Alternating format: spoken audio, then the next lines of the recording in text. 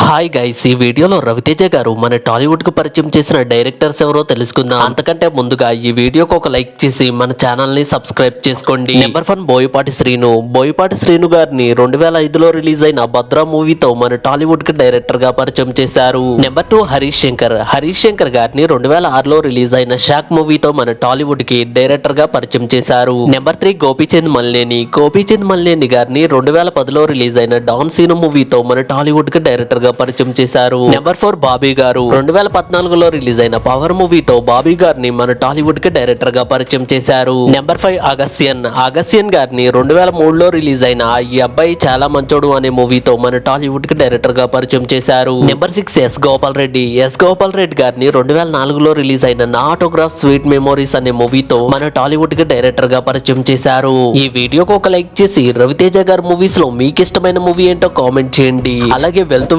మన ఛానల్ ని కూడా సబ్స్క్రైబ్ చేసుకోండి.